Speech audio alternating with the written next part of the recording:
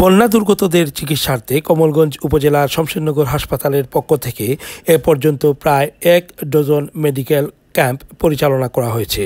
এরই ধারাবাহিকতায় গত ৭ই সেপ্টেম্বর শনিবার কমলগঞ্জ পৌরসভা, কমলগঞ্জ সদর ইউনিয়ন ও এর আশপাশ এলাকার বন্যা দুর্গত মানুষের চিকিৎসার্থে কমলগঞ্জ দাখিল মাদ্রাসায় কবি ও গবেষক সৈয়দ মাসুমের উদ্যোগে হাসপাতালের সাথে সংশ্লিষ্ট প্রবাসী কয়েকজনের আর্থিক সহায়তায় মেডিকেল ক্যাম্প স্থাপন করে শমশেরনগর হাসপাতাল পরিচালনা কমিটির সভাপতি বরেণ্য কণ্ঠশিল্পী সেলিম চৌধুরীর সরাসরি তত্ত্বাবধানে পরিচালিত এই ক্যাম্পে প্রায় ৬০০ মানুষকে চিকিৎসা প্রদান ও বিনামূল্যে ঔষধ সরবরাহ করা হয়।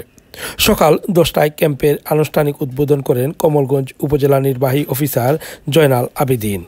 অনুষ্ঠানে প্রধান অতিথি হিসেবে ক্যাম্পে পরিদর্শন করেন প্রখ্যাত জিনবিজ্ঞানী, কবি, গবেষক ও লেখক ডক্টর আবেদ চৌধুরী। এলাকার বিশিষ্ট ব্যক্তিবর্গ এই ক্যাম্পিংয়ে গুরুত্বপূর্ণ ভূমিকা রাখেন।